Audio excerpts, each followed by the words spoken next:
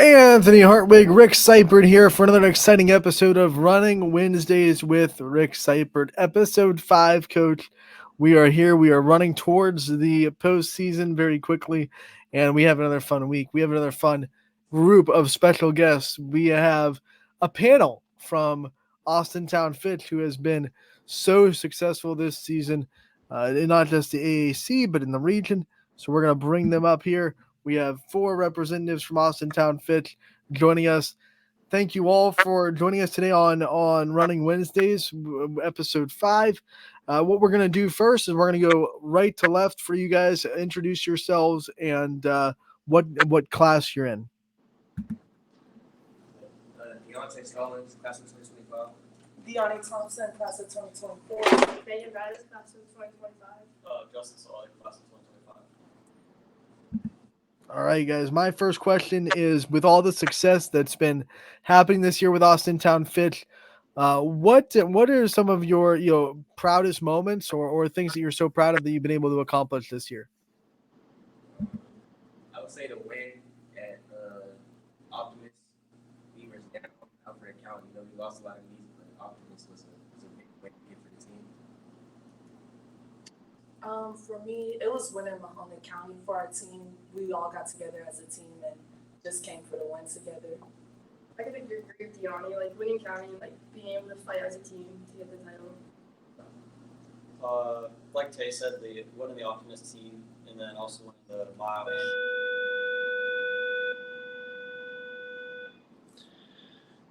Hey, good stuff, guys. You're having a great season, clearly. All of you are complete standouts throughout the entire area and within the region, like Coach said here. Can you guys take us through like a day in the life of practice? I mean, you guys are all pretty diverse. We have 2 hurdlers, a pole vaulter, and a distance runner. So take us through the day in the life of you guys at Fitch Track and Field. We take our warm-up pretty serious, we get after it in the warm-up, and then it's like a battle, in like individual events, like the hurdles, and we get block starts and stuff like that. So, I don't know. Basically, the warm-up, we take our warm-up serious, and then we go in, we do stuff for sprinting, and then we break off in our little groups, and hurdlers a hurdle. We'll work up on 100 hurdles and 300 hurdles. Some days workouts, but that's mostly what it consists of. For me, I have a sprint practice and we'll do like some sprinting like techniques, and then later we'll do pole vault practice and we'll do drills, and then we'll actually get into jumping and get back to our long runs. For distance, it's different. So on easy days, we have a big group of people. We just go and run together, which is nice. But then on workout days, we'll warm up together, and then workouts, it's pretty much solo. I have Caden Jones. He's good workout partner, but We're almost at the end of the season, but when the season was starting, what were some goals that each of you set that you wanted to achieve this year for your personal journey? I set the goal of being regional and district champ in the 110 and 300 hurdles. I still think that's a very reasonable goal that I can reach right now. My goal is just to come out in districts and just come in first place. That's my only goal, just to get my get back from last year. My goal this year was to break our school record, which I'm pretty close to, and then just make it to state this year and stay consistent jumping. my goal was to win the mile and 8 at districts, and also break our 800-meter school record, which is from like the 1980s. I really think you guys are all pretty close to those things. I'm really looking forward to it. I know we're rival schools and all those things, but, once the postseason goes, it's fun to see all the local kids doing well and representing the Valley at state. So, tip of the hat to all of you. I know you guys have been, we've been through everything in all the meets that we're at. So I really hope you guys all end up hitting your goals this year in all those cases. It's kind of nice because I know that whether it's Fitch kids and Boardman kids, 4 people make it out of districts to the regional, and 4 people go from regionals to state. So it's kind of easy to cheer for everybody around in those cases. What's some advice you guys have for like the young kids that are coming through like Fitch Track and Field right now?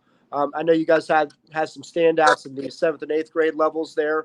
Like, what kind of a lasting impression do you want to have for them as you move on in your careers?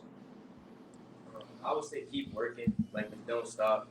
Like I know a goal might seem like you can't reach it like as fast as you wanted to, but like just keep working. You can always get there as soon as possible. You keep working. My advice would be not every race you're gonna PR, not every race is gonna be your best race. But as long as you're giving your 100% that you have, then just you'll keep progressing as the season goes on.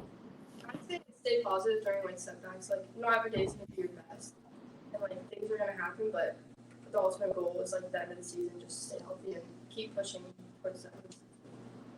I'd say that the biggest thing is consistency and staying disciplined throughout the whole season. Through indoor and outdoor, it's a long season. It's like 7-8 months. So just staying consistent, even on days where you just want to take off, still going out and putting the work in. In the same area of questioning, who were some people that you looked up to that gave you good advice when you were coming up in the ranks, when you were in 7th and 8th grade, and who were some people that you looked up to and wanted to be like? My guy Reggie Floyd, Jared Brown, Dan Evans, a bunch of my older guys, upperclassmen that always look down on me. They always have my back when it came to get back. I looked up to mostly just my mom trying to live in her legacy and get like how she was back when she ran track. Back in Skelly, she had both the pole vault indoor records and outdoor record, and I just really wanted to like achieve my goals, and probably my mom for always being there to support me and help me. Brogan Roby, Kyle Kane, Logan, they were all there for my freshman and sophomore year. They were big influences on me to help me. So let's talk about some of the workouts you guys have. I know my kids, they have workouts they love, some that they hate. Can you guys run us through some of your favorite and least favorite workouts that you guys do over there? We can start with the least favorites. Definitely the 3x150s and the 2x200s. It's a good workout for you in the long run, but it's just the feeling of the lactic acid and stuff. It ain't good for as you get through it. It hurts. I'll tell you that right now. Definitely the 2x200s. It don't sound hard, but it hurt after. It never felt good after I ran it ever. Yeah, I can agree with you on it. That's why it seems so simple, but it's just not. It's very difficult. Least favorite is probably 800s or 1Ks, just the longer stuff. So in the superstition category, game day meet routines, you guys got anything routines that you have to stick to? Any things that you try to do in the superstitions category before a meet? Rule number one, you always got to drink an Arizona before the meet. Just one. Rule number one, you just got to. And then always text my mom. Whisper good luck, and then that's it for real. Then you just hope for the best. I like to pray before every race. Just before I go into every race, I just have to pray before it, just to make sure I know God's up on my side right before I run, and to take away all the fears and worries that I be having before I run. Even before we go and warm up, I pray, and then however warms we're going, I just have the same routine of how I get on the runway and how I approach my jump.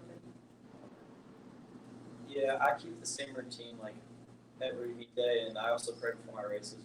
Just to show how I'm grateful to be healthy and be able to race. It's a gift. Yeah, this is kind of a mental sport, and keeping those routines is very important. What are some things you guys like to hear from your coaches, from your friends, from your parents, anybody that is your supporter? What do you like to hear from them when the times get tough out there? I like to be reminded that there's always somebody, working as hard as I am, or maybe even working harder than I am. It motivates me to work harder so that I can, be that top guy and come out better than guys like. I just like to hear after any race, my mom is always on the back stretch just yelling for me to finish the race because she knows that's when I'm at the tiredest moment. So I like to hear her at the back stretch because it keeps me pushing more motivated. Yeah, I just like to hear if I'm having nervous before or doubting myself, just to hear that I know that I know what I'm doing, and I know that I can go out there and compete to my highest ability, and I I know I have a support system behind me. With distance, I mean, you could run fast or slow, and a lot of times it's going to hurt regardless. So my coach just, basically tells me make it worth it. It's going to hurt running fast or slow. So get out hard.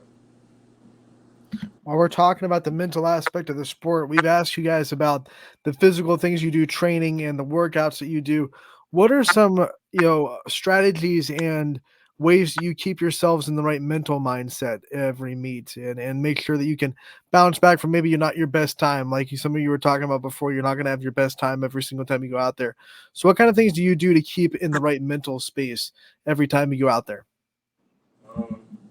I like to, reassure myself, like, I can do, like, I know what I can do. Like, I watch my best races, always just know, like, I'm one of the guys, I'm not gonna lie, like, I'm one of them. So I just, like to remind myself.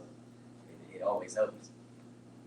I like to take deep breaths, do RPR, and just keep reassuring myself, telling myself like, I know my worth and what I could do out up on the track. So one bad race isn't gonna, what's that? One bad race isn't gonna define me. Yeah, like if they have like a bad practice, like just taking what I can learn from that. Like it might not have been good physically wise, but like learning from the mistakes or what went wrong that day like helps me to like change things for the next day and like have a better day. Yeah, if I'm like ever nervous before a race, I just think like of all the workouts and everything that I put in, and that this race I'm in shape. How about for other than track, guys? Stepping off the track, obviously you're all student athletes as well. What's the plans for the next steps for you? College plans? What's your favorite subjects? What do you want to study? Where are you heading? Right now I'm undecided, but favorite subject, I'll have to say probably math. Not really, I probably don't seem like a big math guy, but it just it just come off kind of easy. I don't know, but yeah, math, just locked in right now. I don't know. The grades have to show because I'm trying to focus in on football right now. I'm committed to Mount Union. I'm going into major in business.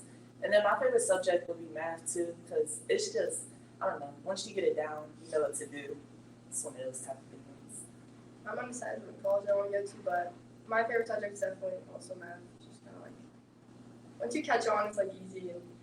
But I like to study either like criminal justice or like anything with like the body, like physical therapy or something like that. My favorite subject is probably science or math. Both of the two I like. They're interesting. I have not decided where I'm going to go to college yet, but I want to go somewhere in the medical. What are your guys' favorite way to celebrate after a big meet? You get a big win, you get a good personal record. What are your favorite things to do afterwards to celebrate the big wins?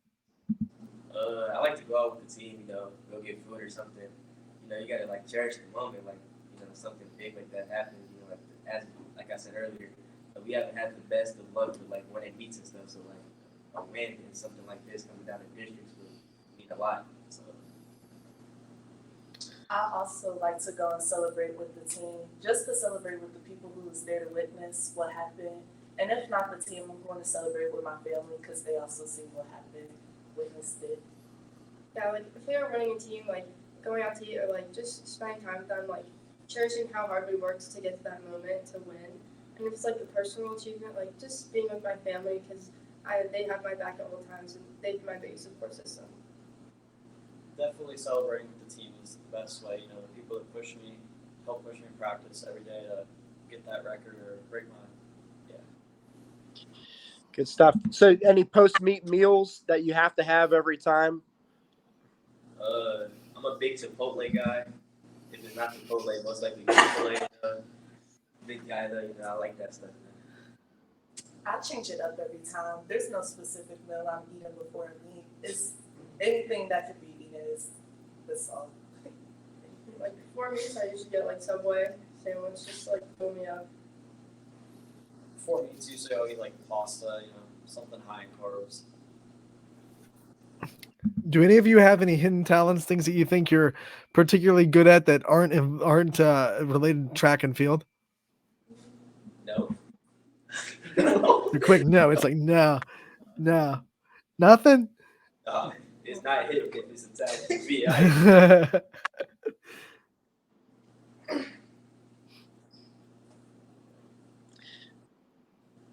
How about favorite teachers that you guys want to give a shout out to today?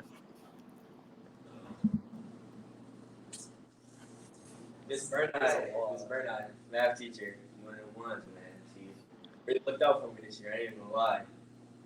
Miss Best in that was my 6th grade year. But they love them guys. Some real people right there. Shout out to Miss Dunn because since sophomore year, Miss Dunn has been the teacher I could just lean on. She's definitely been just the teacher I could go to with anything. So shout out to Miss Dunn. Yeah, shout out to Miss Carcelli. She's definitely made this year more fun. She's always been with me to help me and support me with everything. So. Yeah, Miss Carcelli, Miss Herbert, and Mr. Drummond have all helped me a lot this year, with school and learning and everything. All right, what we like to do at the end of these profiles, we do them with every athlete we interview. We give them the chance to take the spotlight off themselves for a little bit and shine on the people that are in their life that support them, that have their back. So each of you, I want you to take your time to thank the people in your life that support you and give your shout outs out before we let you go. I definitely like to give thanks to my mom. Without this, it definitely wouldn't be possible. My big brother, he really pushed me to keep going.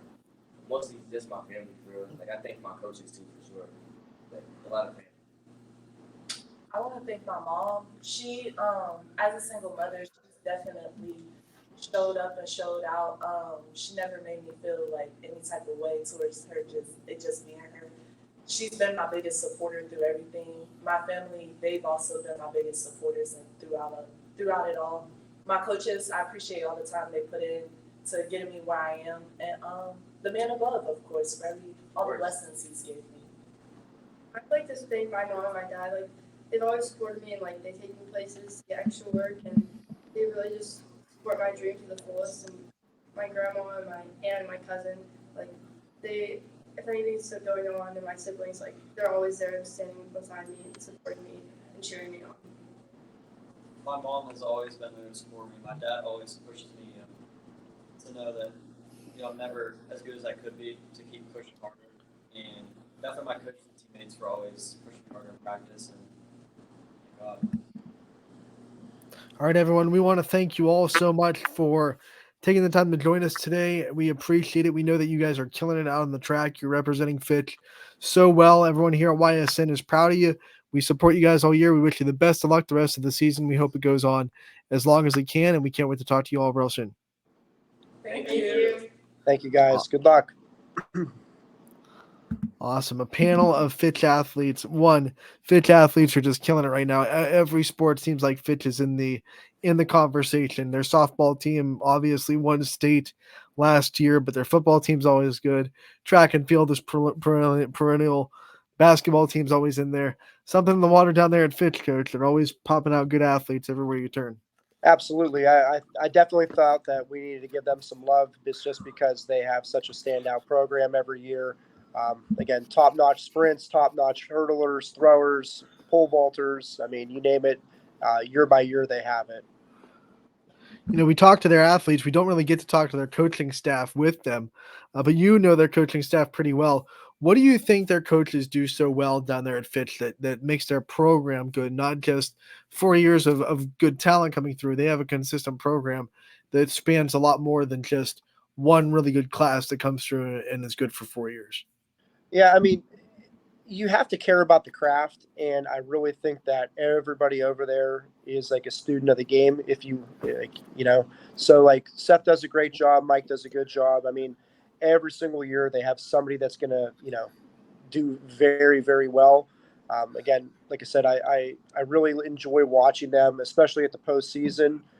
Anybody that's representing the Valley the right way and getting down to, this year we'll be going to Dayton, but anytime you can see our local athletes at the state meet, you have to pull for them.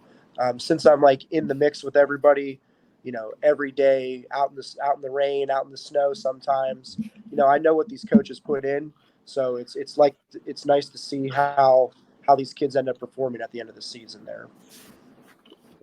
Did you get a smile when the last one finally said that science was a little bit of a favorite subject? Everyone was Hey, saying math, math, math, and hey, it's all hey, good. here's Math one and that says science, science. they're interconnected. So yeah, it makes me happy to hear that people care about the sciences there too. So I'm in a good mood with that one today.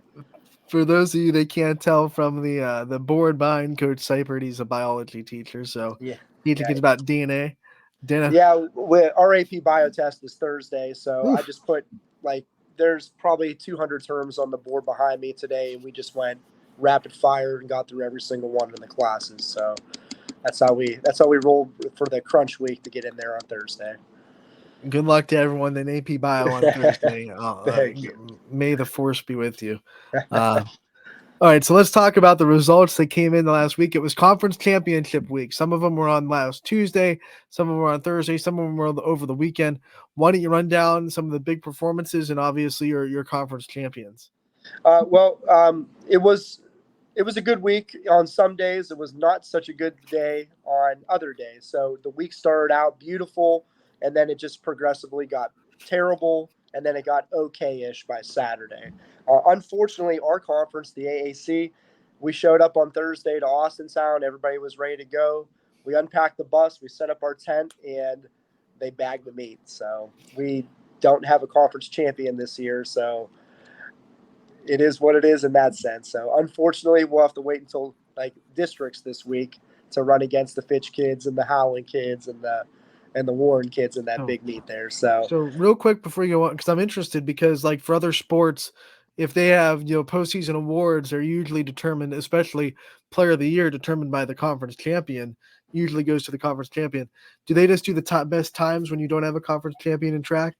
we chose not to do that this year because it's hard to compare things in those cases. Like Anthony, you could be running in Myrtle Beach and drop the fastest time in the state, and I'm running in a rainstorm in Dayton, and I run slower. So I mean, you're comparing apples and oranges in those cases. Right. And then we thought about using the prelim times from districts. Unfortunately, though, Canfield's girls are D2, so it will not be a similar site in that case. And if you saw the weather, Wednesday for our district semifinals is looking exactly as bad as it was last Thursday. So we're going to figure it out anyways in that kind of condition. So maybe last week would have been a good opportunity for us to be able to run fast in those conditions, or at least learn how to compete in those conditions instead. But I mean, the safety aspect of it, it was raining hard enough and the wind was blowing hard enough to immediately cancel the pole vault. And then the boards for long jump were compromised that day as well. So we had to cancel long jump and then high jump. And then there was an inch of water in the rings for throws.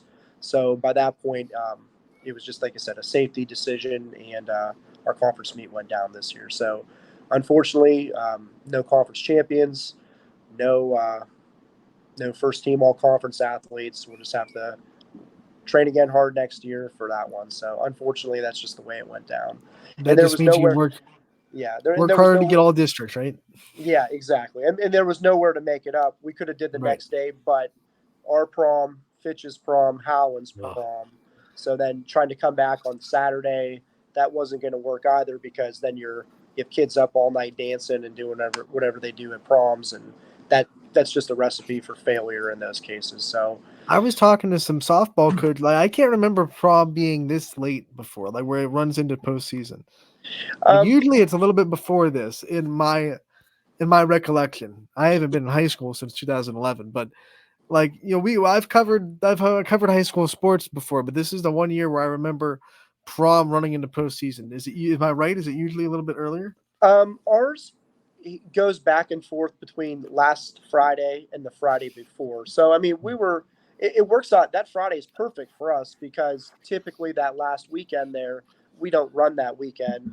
So prom's a perfect fit for that location. But like I said, it bit us this year. So hopefully we can go back to the drawing board and make sure we maybe get that meet early in the week. So if there is an issue, we can reschedule it. But yeah, it was just an unfortunate turn of events there that we ended up bagging the conference meet for us this year. But oh well, everybody still gets to run at districts on Wednesday this week, so I'm excited about that.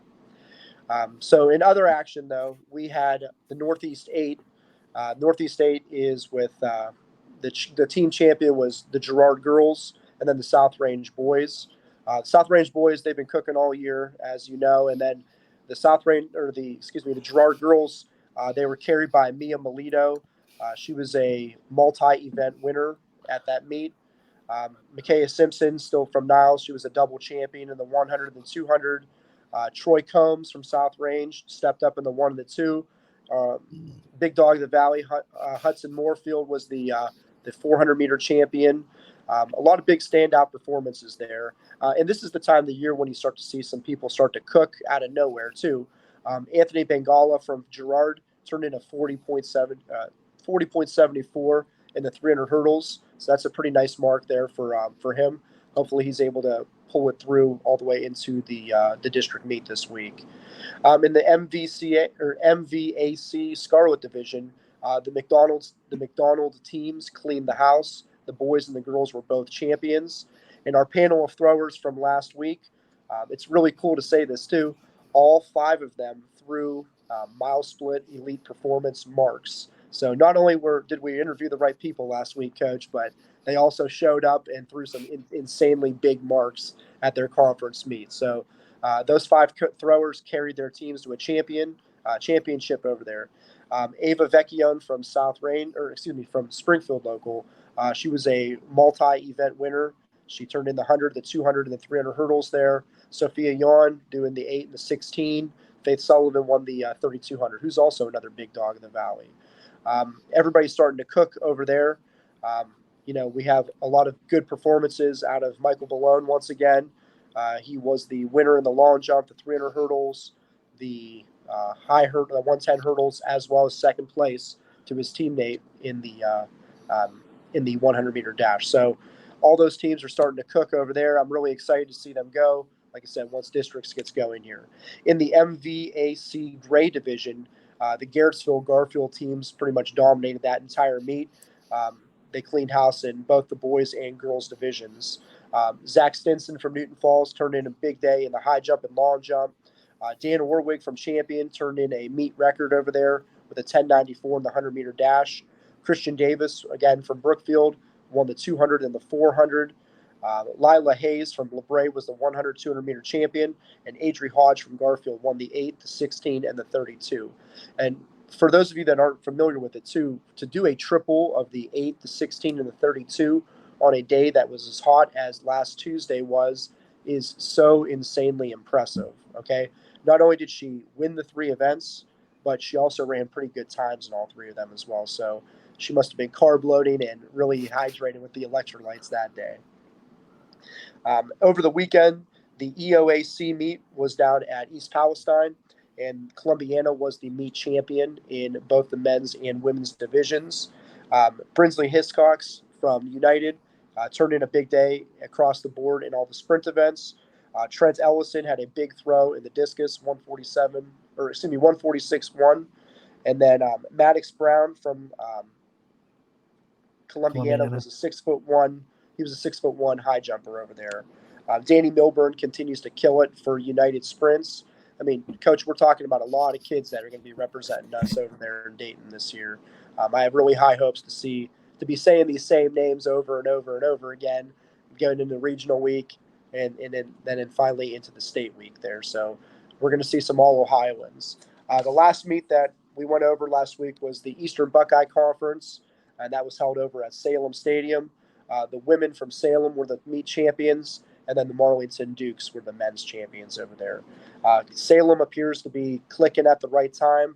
They turned in a 9:43 in the 4x8, and it was mostly uncontested the whole time. So to run a time that fast in that event, it's pretty impressive for those girls. And again, the same girls that we always hear from them, Maggie Hall, Megan Stafford, Kaylee Carlisle. I mean, they're 4x4. They're absolutely killing it over there. So I'm very excited to see what they're going to do when we get to the district meet this week. And district meets this week, like you just said. This is when postseason happens. This is when the times matter the most. Everything you've put in all year comes down to this moment. as a coach, what's it like gearing up for the postseason and getting everyone ready for these districts where it's run well or don't advance? Exactly. If for the semifinals for the district meet, the top eight places, the top people are going to advance to the final, and then from the on Friday for us, and then Friday the top four times advance to the next week for the regional. It's like 8-4, 8-4, and then Ohio added in a wild card because of those weather conditions. So the next two fastest times from all of the regions are wild card qualifiers to go to the state meet. And that's important because there's some regions that are so loaded that the fifth place and sometimes sixth place team in that region would win another region. So it's very nice that they added those in there because you're giving kids an opportunity to shine in those cases. A couple of years ago, we had Ben Alvarico. He was the wild card qualifier in the 200-meter dash. He ended up being on the state podium from the wild card position. So several years ago, whereas he wouldn't have made it at all, he ended up becoming an All Ohioan because of that wild card. So they do a lot. They did a lot of good things to help the sport and recognize kids there. But you're right, though. This is the time of the year where survive and advance is what we always say every day. You don't have to PR every single time, but it's going to help at this point, obviously. Everybody's running fast. Everyone's tapering right now. People are getting their bodies ready to go and they're freshening up to get over there to Dayton. In many cases, if you're doing a workout, that workout's not even going to be applicable to your system for like 8 to 14 days, depending on how your physiology is working in those cases. So, what we're just trying to do in these with our kids right now is make sure they're as fresh as they can. They're prepared. They have the mental game down. They have the mechanical game down, and they just know it's do or die in these situations. I want to give you the time before we look at the big scope of districts and some of the favorites to come out of districts in the YSN family. Talk about your own team and how they're looking going into the districts and what you think your girls can do and how the outlook is going into Wednesday. I'm really excited to see how this all goes. We were going to try a lot of new things at AAC last week to try to pull that one off. Obviously, we didn't get that opportunity, so we're putting together a couple of relays that I haven't ran all season together. So we're kind of putting all the puzzle pieces together. We hang our hat on our mid distance and distance events over here at Boardman. So our 4x4s, our 4x8s, milers, 2 milers, 800 runners, 400 runners. I'm really hoping to see that we can represent everybody very well. Sarah Barrow is still one of the tops, and she is the top girl in shot put in the region. So I'm hoping to see a lot of her out of her. I'm looking to see how some of our freshmen compete at this meet. There's a lot of variables that are going into play with this one. All of us are looking up at the Solon girls team right now. I mean, they're amazing. They won the district every year since they joined it. As close as we've ever gotten was 3.5 points in 2021, and they must have gotten woken up by that because it hasn't even been close for us since then. But that's how it goes sometimes in track and field. You might not get first place, but second place at the state meet's not bad. Neither is third, fourth, fifth, sixth, seventh, or eighth. If you're on that state podium, you're on that state podium, no matter what the place was. All right, now let's talk about some of the perennial favorites to not just succeed in districts, but you think could have a good shot of going to Dayton. Um, Fitch has a very solid team. I think we're in the mix is if things fall our way to be in the top three for the district there. Fitch's boys will be going toe to toe with Solon over there, and it's kind of weird too. Like track scoring, it benefits teams with balance rather than just a superstar at some of these bigger meets. If you only win 3 events, that's 30 points. But if I get fifth in all the events, I'll end up having more points than you, even though you ended up having like the superstar the performances of the meet there. So, I mean, you have to like nickel and dime some of these meets together just to get what you can to be like higher in the standings for those championship meets. I also think that Salem's girls team, they're going to put a show on this postseason. I'm not sleeping on McDonald. Liberty's very good. South Range boys are very good. We have some standouts in individual events like we've talked about most of the season here. Kaylee Richards from Maplewood. Harding has jumpers and hurdlers. Um, Malone over there at Lowville, plus their sprint relays. I mean, there's a lot of good teams that are going to be putting things out there. And, it's track. Some good things are going to happen. Some not so good things are going to happen. You'll have some surprises in the good way. You'll have some surprises in the bad way as well, unfortunately. So it's all about surviving and advancing at this stage of the game, Coach. Surprises. I want to hear maybe one or two picks for you of sleeper teams or sleeper runners that you think would be a candidate for one of those surprise wins or a surprise time in districts. Um, I'm going to go with our very own Brock Ferris over here. He did something pretty wild at a dual meet a couple weeks ago, like on a Tuesday. I mean, Tuesday meets we run hard, but I mean it's not the same kind of juice that you would have at like a weekend meet. I'm looking for Brock to put some kind of a crazy mark up there. Justin Sawley, who we just had on, he's been running fantastic as well. If his goal is to run the 8 and the mile, I know who the guys are that he has to get through to win that 800, especially on a double as well. So I'm really looking forward to see what Justin and Brock do when they get out there. And I know they're good buddies as well. They talk back and forth like in a positive sense, despite being at rival schools. So it's always like endearing to hear that even though they're rivals, they still want to work together. I mean, you heard Blake and Brock talk a couple weeks ago. Even though they're rivals, it's very nice, and I truly mean what I said. Like, 4 of us are able to go from the district to the regional, so why can't we cheer for our friendly rivals here at the postseason portion of the season? All right, Coach. When we come back next week, districts will be done. We'll be recapping that. Then we're going to be talking about regionals, trying to get kids not just out of districts, but into state, into Dayton. That's going to be fun. I can't wait for it. Episode 6 on the way next week, Coach. I want to thank you for your time as always. I want to wish good luck to your AP Bio students again. Thank you. For Much that appreciated. test on That's Thursday. the big one. This show will air before Thursday, so they'll get that. My biggest advice for you: multiple choice. The answer is almost never E. Yes, very There you good. go. I'll remind them that for the final preparation tomorrow. But hey, student athletes, we got to go student first, so we're going to hit the books pretty hard for the final preparation there on Thursday for them. All right, Coach. Thanks again for the time. We'll see you next week with episode 6. Thank you. Have a good one.